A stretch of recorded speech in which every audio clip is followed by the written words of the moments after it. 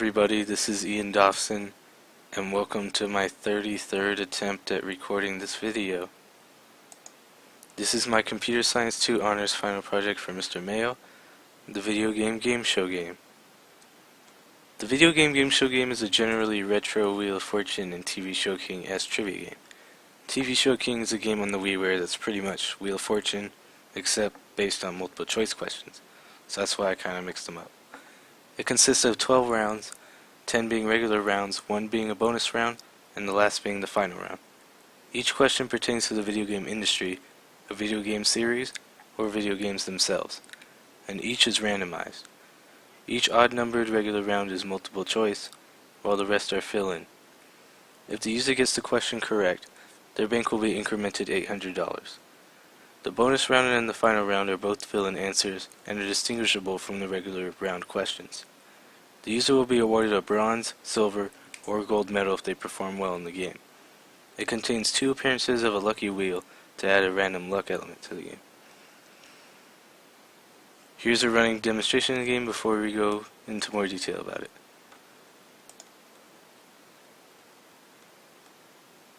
Okay, if you have epilepsy, I'm sorry. That was a blink action, and it's pretty much a loop of sleep and clear screen functions that I will talk about later. And this menu is straightforward. Type in one of the following to continue. Help pretty much tells what's going to ensue about the game, which I'll show you anyways, so let's start it up. Do you want to spin the wheel? I'll say yes for the sake of this, but I usually do horrible at these. Minus 500. Oh, I actually got 600 this time. Okay, so whatever you get on there, you start off with it, or you can just say no and start off with 0. And again, each correct answer is worth 800. So the answer to this is, the Nintendo was known as Nintendo Family Computer in Japan, so D. And that works. What was the name of Taya's father? And as you can see, I put some kind of really specific questions so that I can make this game more trial and error. Because I personally like the feeling of not knowing something and then learning it later and then using it to win the game next time. I'm a fan of that kind of strategy, the trial and error thing in video games. So I just kind of implemented some of that in this because not everybody's going to know these types of questions in the back of their head. Okay, so the answer is B, eject. And you can also, you don't have to put the little letter, you can put big letter. So the multiple choice are not case sensitive.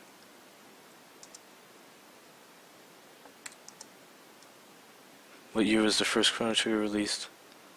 If you put the question wrong, let me say 1750, it will say sorry and then it will say the correct answer. And of course it won't add to any of your money because you got it wrong. What number is Alfredo? 3, of course. And I had to put some easy questions like this. Which company made Sonic the Hedgehog? And then tricky questions that shouldn't be tricky, like which of the following is in a Nintendo system? Since nobody knows what a Virtual Boy color TV game is. It's actually Neo Geo's the answer. And by the way, the first Wolfenstein game, contrary to popular belief, Devin, it's not just called Wolfenstein, it's called Wolfenstein 3D. Look it up, it even says it on the cover of the original game and everything. And a big element I also made is, I know a lot of people are kind of OCD about typing like this. So then I decided to make it both sensitive to, you can do all lowercase or you can type like that. Just in case, because I didn't want to stick to having a completely case-sensitive quiz game that's kinda, it wouldn't work out, it would be more annoying, and I know a lot of people would prefer to type like this. This is the bonus round. As you can tell, the background's different. It's purple now and the text is yellow to signify the new round, and it chooses a random question out of 5, in this case not a question. And these are mostly just references or quotes to other things, or really specific questions. I made the bonus question hard, just for the simple fact that it's a bonus question. This one's a quote from the X-Men arcade game. Actually, correction, this is actually a Genesis game. All your base are belong to us. best video game quote. I'll spin the wheel again, why not? I'm gonna get bad luck just because I said that. Ooh. By the way, I think you guys need to give me credit for that sexy wheel animation. That's my beautiful main animation. And this is the final question. It's always this question, it's not randomized. What game almost killed the gaming industry in 1982? I had to put everyone's favorite game on here, so E.T. You can write it like that, or you can just do E.T. And correct. And I finished the game with $11,450, which you need 9,800 to get a gold medal, so I got the gold medal. Without spinning the wheel, if you get one question wrong, you actually won't be able to get the gold medal. But for some reason, the RNG gods were on my side this time, and I actually got no negative numbers in the wheel, which is not normal for me. And as you can see, a bronze medal is worth $5,000, silver is $7,500, and gold is $9,800. Bronze is pretty easy to achieve, gold pretty hard. Okay, so that's my demonstration of the game. I'm probably going to run it later within this video, but that was just to show, just to give a view of it, so that when I do look at the code in just a little bit, it'll make a little more sense that you've seen it first. No. Okay, here we go. Functions modularity. Int main calls all the other functions for program organization. It's kind of a natural for int main. Void main menu, modified string user input, and is a precursor to the game. Now I'm going to use this slide and then probably the next one to look through a lot of my code. Okay, so let's go to the first function. Right here, main menu. Okay, so use string start input, which is its main, is what the user inputs. Of course it was start help or quit, or in this case you can put start help. I don't really know why people would put start help, but there it is, beautiful start help, which will display the help and then it'll start the game. So during this, here's the blink function I was mentioning earlier. It's a simple loop, a normal I equals 1. Well, in this case it's I equals 1, usually it'd be I equals 0. But then you put the amount of blinks you want as greater than or equal to I, and then I++, and then clear the screen first, and then sleep probably by a low amount if you want it to blink rapidly, and a higher amount if you want it not, because it's by milliseconds. So this is 10 milliseconds, really fast. And then it'll blink only this section because I didn't want everything to blink. And for this is just a simple menu display. /T for tab, and then it'll show start, help, and quit. I just put the strings there. And for user input, there's a lot of statements here for if you don't select quit, then it'll do the rest of these, because quit is pretty much just the opposite of the rest of these. As it exits the game, it'll display bye, and then exit 0, which is literally just exiting the game. And these are if they do not equal any of these. So I put them all in a nested if statement. And it'll say try again, and then ask for the input again. After this, it'll sleep for a little bit more and then clear the screen, because it will go on to regular round. One thing about the PowerPoint, I do believe I deleted question bank, because I deleted that function a little bit ago and then brought it back. But I will still talk about it because it is beautiful. Question bank, it uses string questions because that's just mainly what holds the 10 values. Because this is the regular round questions. As you can see, as I played it, it wasn't exactly in this order. So they were randomized, the first 10 questions. And that's pretty much all question bank does. It's just kind of there to hold all of this information For later ones I did not make a separate function, but for this one I did because these questions are kind of long, and screw that.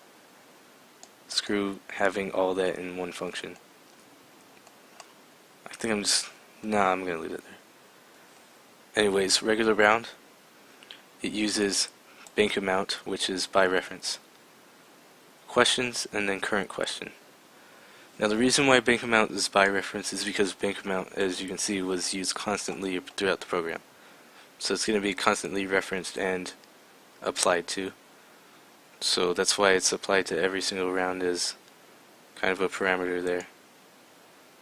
And onto that, regular round corrects answers add to bank amount and could be reused. But we don't reuse it because it's the same questions. So, oh no. Okay, so it starts off with string user fill answer, which is the user's answer, and then bool correct answer. I use the bool correct answer for, it's going to start off as false, which is nothing, so it won't add anything. But if the user gets the question right, it will become true. So that's what I use the bool for basically throughout all this program. And then this, I assign a string variable to each element of string questions, which might sound useless, but I'll tell you why in just a little bit.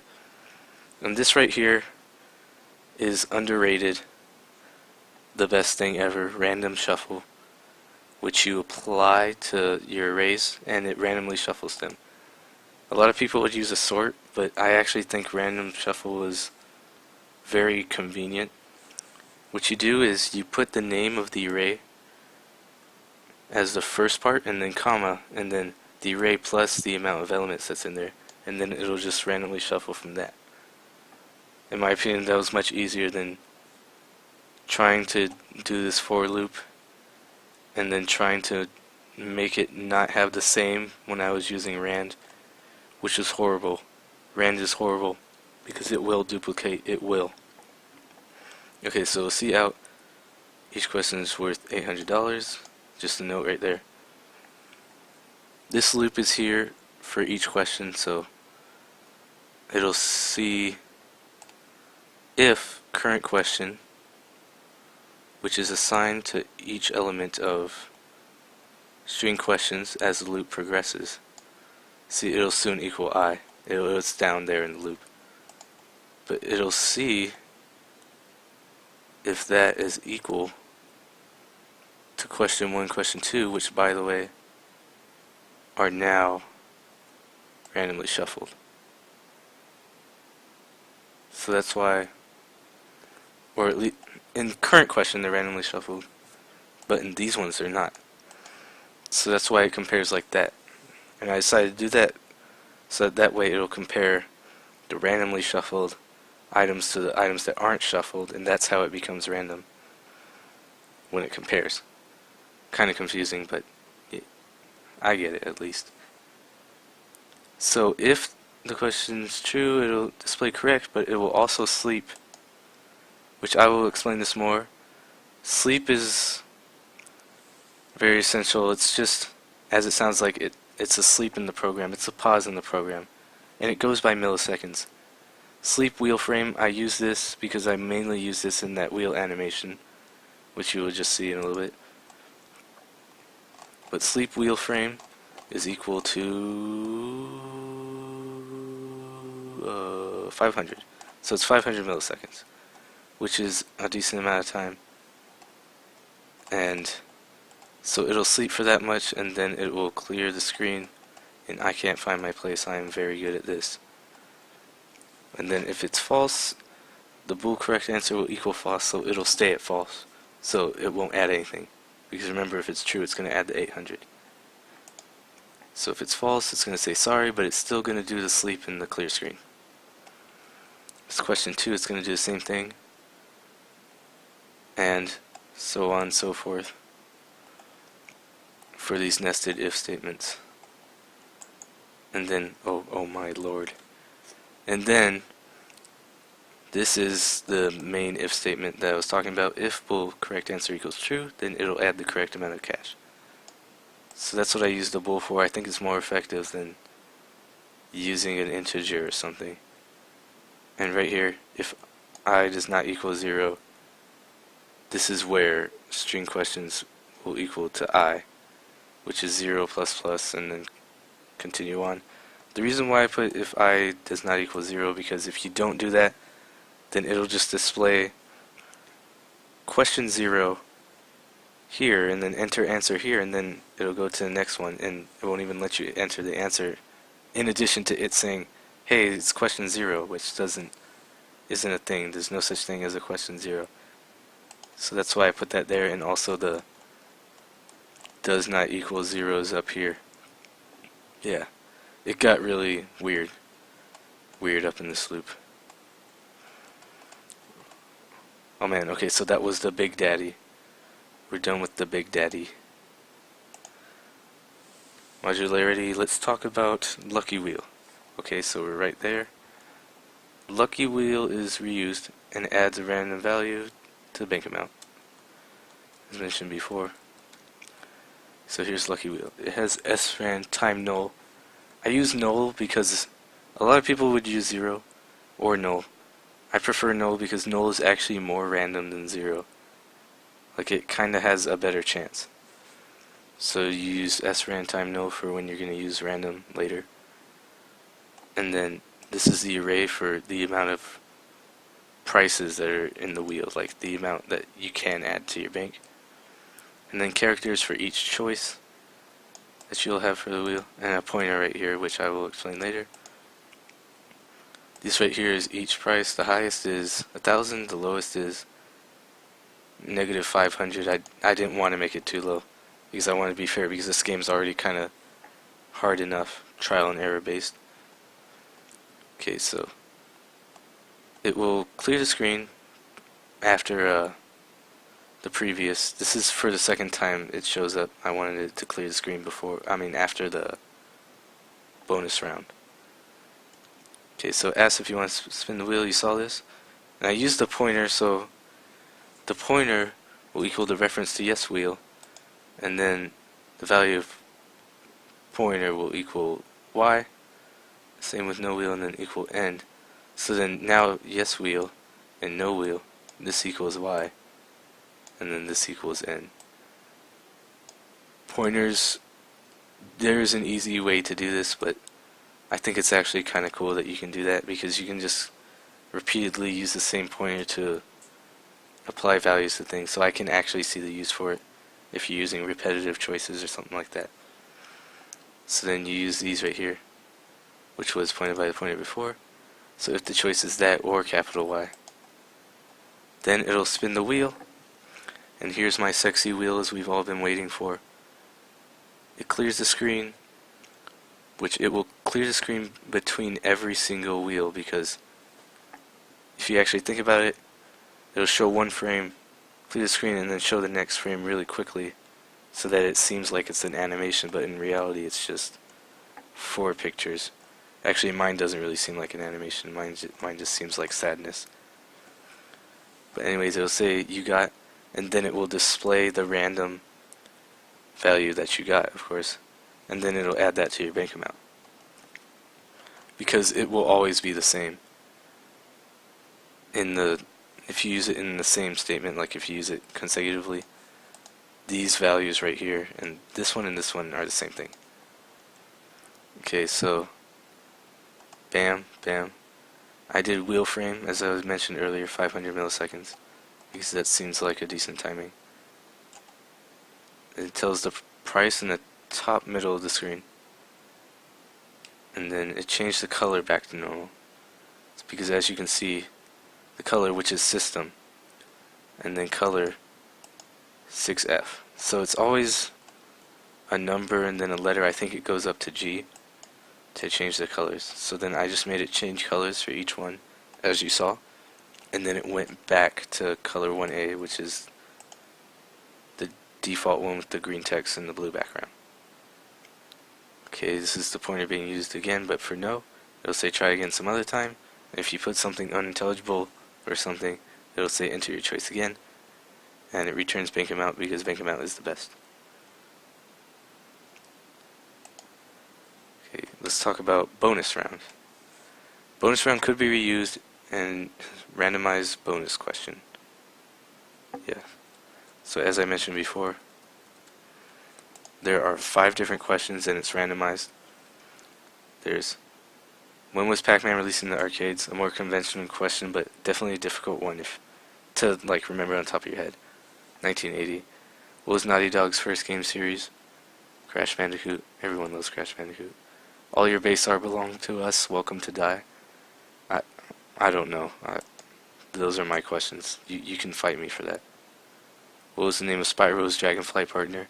Probably the hardest question in here, since nobody remembers Sparks, the Dragonfly, for some reason, which is really sad because he was the best Dragonfly. Okay, so in this one, again, it's a random null again. This time it's for a string current question, because we're going to do the same thing that we kind of did with the regular round, and then do it with this, except apply rand instead of the random shuffle. So the screen is cleared to make way for bonus round, and the color, which by the way the colors in between were all in int main, which I might as well talk about int main for a little bit.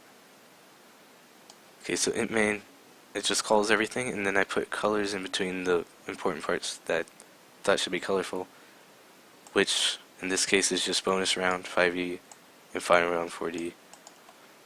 And that's pretty much it for our buddy int main. I'm sorry int main, but you're boring. Anyways, here we go. Okay, so it does basically the same actions, except this time we do string current question equals, and then we do each element alone instead of assigning to the elements so that it's each one in sequence. We just do, enter the number 0, 1, 2, 3, 4 for each 5. It'll do the same, sleep for wheel frame, and then system CLS. If it's correct, it'll be correct cache again. It's the same amount of cache for the bonus as the regular round. Final round is different.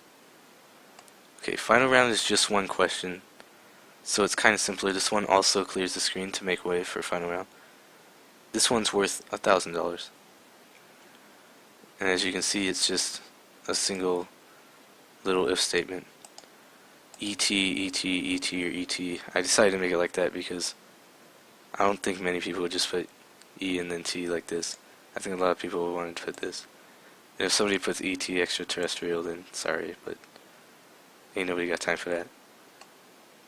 And this adds, of course, final round cache, which is assigned to $1,000.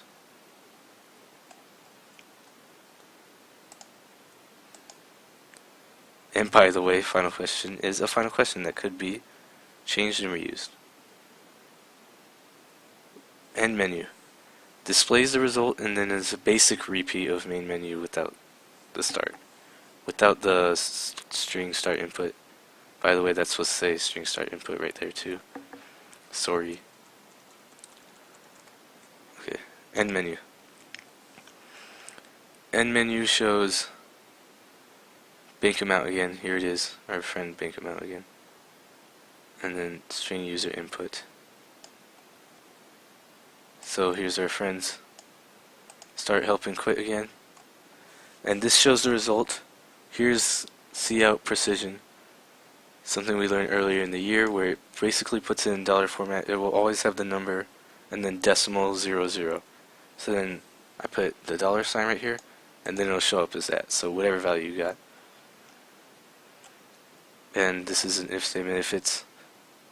If bank amount is above or equal to bronze cash, and it's less than silver cash, then it'll equal that.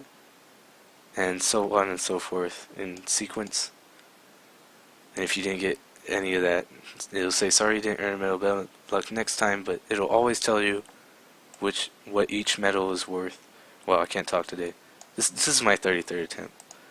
I need the break right now. Anyways, here it is, the big TY. Thank you. And it'll show a little menu again, except this time it doesn't have start, because of course it's not just going to start from there. You'll have to quit and then go back in. Help is here again, and it's pretty much a repeat of before except without start.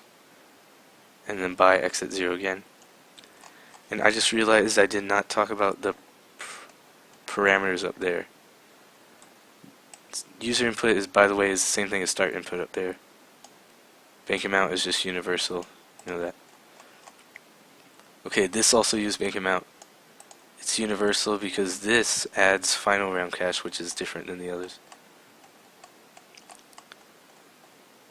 Okay, this uses bank amount again. Universal. Everything is bank amount. Bank amount is life. String current question. This is also reused, but in different cases. In this one, it's just a random of the bonus questions. Okay, this used bank amount. Universal. This used, oh Lord, Big Daddy. Big Daddy regular round. Bank amount, I used string questions because I had to utilize that, and then current question was, as we said it before, compared to the original question 1, which is the original values of this. And for this, I put the default value as quotes because it's, as a user input, it's essentially going to be valueless at the beginning, so it'll just start off as quotes. And by the way, you can't put that in the prototypes. You can't put default values in the prototypes. It will not like that. It will not give you love for that. These are all my constants. Int main has nothing because int main is really boring. And there we go. That's it for functions modularity. These, I basically explained these. String start input was just used in main menu. Same thing as, it's pretty much the same thing as string user input, which was used in end menu. Bank amount is universal, used in regular round, and everything else pretty much. Repeated change in money in the bank. String current question, used in regular round and bonus round, was used a question in random choices, except one was rand and one was random array. String help and quit, those are no longer parameters, but they are involved in both main menu and end menu. They're no longer parameters, but they were before. But C++ has a really bad problem with default values like that, and it just got bad. It just got bad. Wait, here we go, here we go. I'm gonna kill it. Die. Wow, I can use this? Okay, anyways. String questions was used in question bank and regular round. You know, for regular round questions. One trick I utilized was the random shuffle algorithm, as I mentioned before. I feel as if it's underused and underrated in randomly sorting arrays and vectors. I use it to randomize my regular round questions without having repeated questions that would appear in a rand algorithm. I utilize system CLS for creating more smooth transitions within the program as well as sleep. I use ASCII-mation, really bad ASCII-mation, which is animation using C++ text, usually involving system CLS to clear the screen as well as sleep, as mentioned earlier. So those are my special features and tricks. Known bugs and flaws in the program. Due to fast typing and common human error, mistakes in writing answers as well as methods in doing so can vary immensely. This program doesn't reflect a diversity so high, so some answers have to be carefully inputted, as I mentioned before. We still have the, all lowercase and then just uppercase each word, but I didn't have like that letter thing that I was talking about before. The blinking animation at the beginning sometimes appears at random places due to its high speed. I made it 10 milliseconds, which is super fast, so kind of a dumb thing on my part, but you know what, gotta go fast. Code citation, my use of text blinking was based off of Professional Coder with the blog address of rizwan@blogspot.com, rizwan94. My use of stdlib for using sleep in my program derived from this, as well as Windows. I also use Windows for CLS, and I used it many times, including between rounds and spinning wheel frames. The rest of my code was based off of prior knowledge and experimentation. Reflection. Difficulty. This program, despite appearing simple, was actually tricky in some aspects.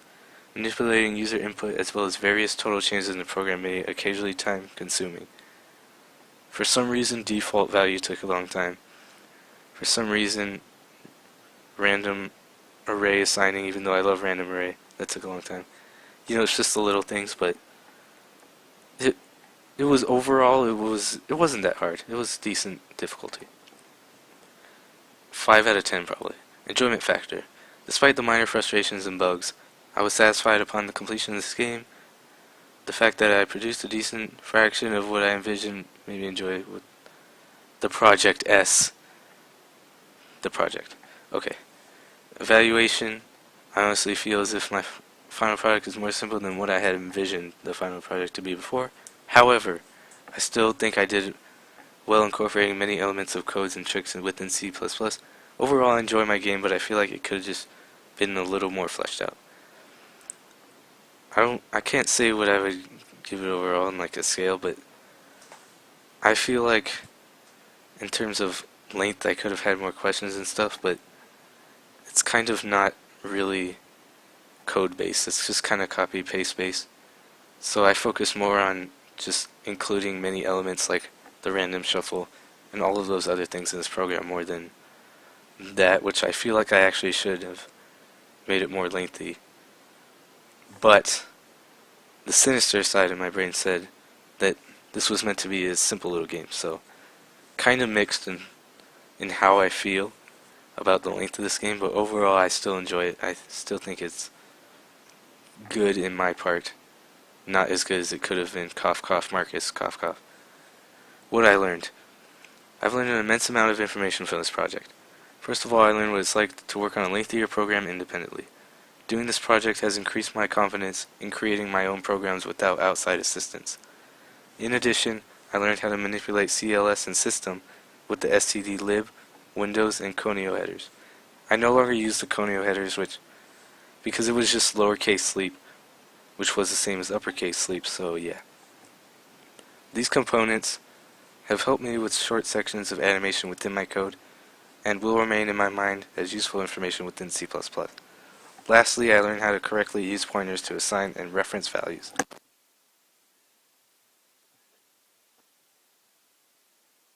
Sorry, I just died. Anyways, yeah, I had no idea what pointers the purpose before, but this gave me a better idea for using files and assigning constant choices I can see using pointers. The 15 components. Let's discuss the use of the 15 components. Okay, here comes the beautiful fun part.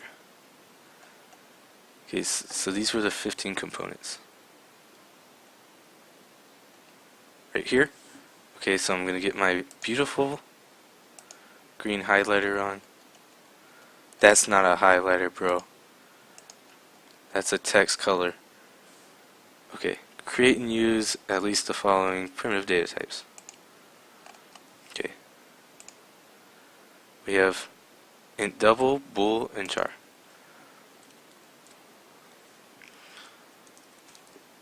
Double. My double. Okay, so I have many a double. I have many a bool. Actually, it's technically one bool, but it's repeated a lot. And many a char. Reach the end of the document forever. So, that's one item. Relational operators. Use at least 3. Okay, so I use... Wait, which one's relational? Uh-oh. Equals equals. Okay. I use equals equals for these types of choices. Did I use does not equal? I did use does not equal for the menu choices, as in does not equal quit and does not equal help, and like if it does not equal any of them, then it'll ask you again. And I believe I used my best friend alligator to the right for blink count, and I also used it for the loops for displaying questions. So that's number 2. Number 3, logical operators. Use at least 2. I used and, or, so and.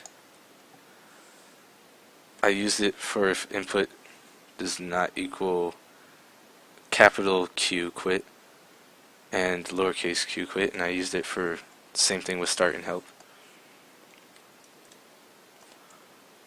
Or I used an abundance of or. Or for start, I also used or a lot within these for different choices for the questions. So I think I had my fair share of ors within the program. So that's at least 2. Unitary operators, I used plus at the end of a loop. 4, the normal loop for questions, to go up to 10. If else switch, well, right next to that. If else.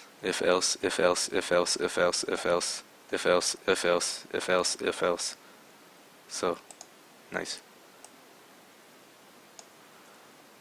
While, do while or for loops. I have a while and a for loop. Leave. There's a for loop just there for the questions, and a while for while the choice does not equal, and then quit, help, or start for top and bottom.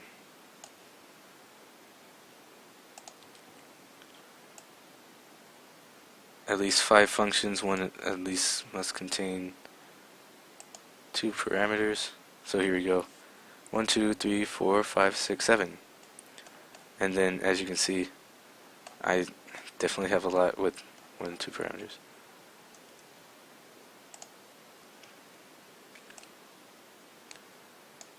Also, 1 is in main. And 1 has a default value. I have to show that. Forgot to show that within this requirement. Yeah, it was over here for user input since it's valueless at the beginning. Parameters, at least 1 pass by value and 1 pass by reference. Okay, so the hub value and pass by reference is bank amount consistently throughout the program because it's consistently contributed to and displayed at the end. So that's that, and you can see, of course, many other values that are by val. Declare, initialize, iterate, and modify an array in vectors and its contents. Many a array. It started off with the regular round questions. So array, these are then modified, being assigned this. They're being iterated, changed, and they're being all that good stuff modified.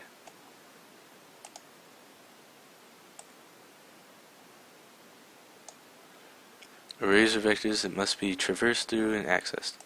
It was traversed over to regular round, and it was accessed and changed. Comments explaining logic at key points. I sadly have it at every single closing curly brace, and then some above. So I'd say my comments are pretty on fleek. They're pretty on key. Okay, that was bad, but there they are. Animation or graphical interface. Well, as you guys know, my animation and graphical interface is all beautiful. Actually, I have no graphical interface, but my animations were very sexy. This is the most beautiful wheel of anyone's life ever. And I get extra credit. Meaningful variable names.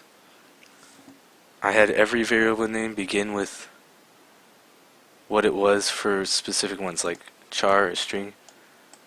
For double, it's not really necessary to do that, so I made double, but I made sure to make every variable clear among reading it. Like string user fill answer, you can tell it's just the user fill answer. So I'd say I have pretty meaningful variable names throughout the program.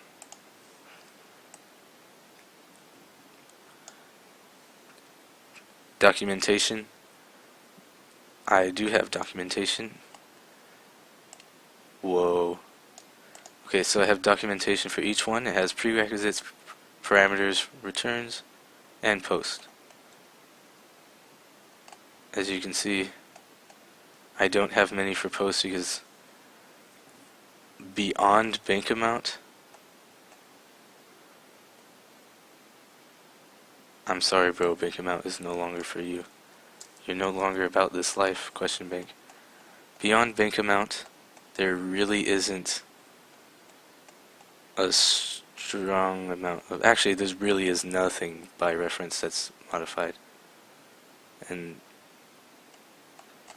But for parameters, I have each parameter, each prerequisite, and what it returns. Lucky Wheel is the only thing that returns anything. It returns bank amount, and it's the only double. So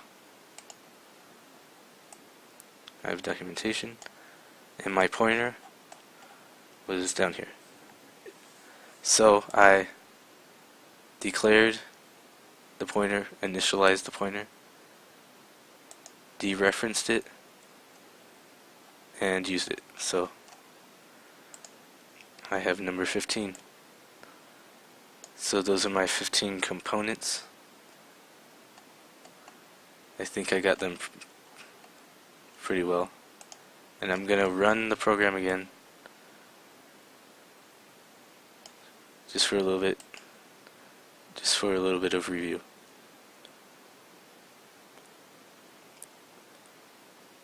Don't die on me now, sir. Okay, so that was the blinking. That was all help from stdlib from the system. So we use the start, which can be start or little start. You can say no. I haven't showed off the no, which there it is. Let's get everything wrong. Oh, I just got something right. That's really sad. Okay, valve is afraid of 3. So in review, lots of sleep, lots of clear screen is very helpful in games such as these. And I'd say it's very essential in any game if you want to use a coding system like this, which you probably don't. You probably want to use something with the graphical interface of Flace.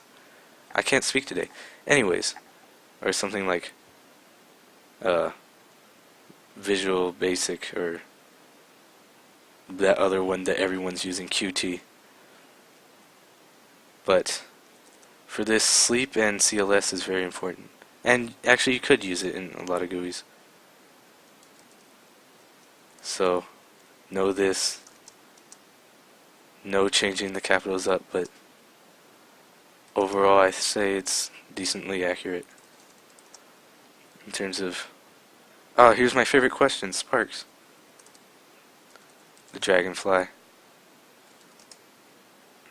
Nah, bro. ET. So in review, that's pretty much my program. There's lots of if statements, and I think you should keep in mind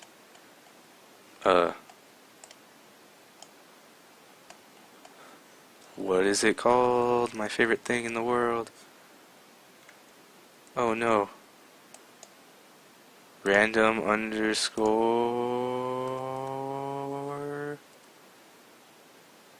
shuffle. Random underscore shuffle. I think you should utilize that more. It's better than using something like one of the sorts, in my opinion. It was kind of difficult because this was kind of a difficult program, having to have a different value every single time, but it was easier than not using it and just using rand. And I think it would be even easier in something that doesn't duplicate, something that isn't like my program. So, overall, I believe I am done. If you have any questions or comments, put it in the YouTube comments or the Edmodo comments or whatever comments. Actually, put it in Edmodo, please. And thank you for your time, and I'm sorry that you had to hear me. It's 12:04 a.m. because I had 33 attempts. As you can tell, I'm kind of out of it. I haven't been able to pronounce half the words I've been saying. but I hope you enjoyed this. I hope you can see what I was going for in my project, and leave your comments below. Goodbye.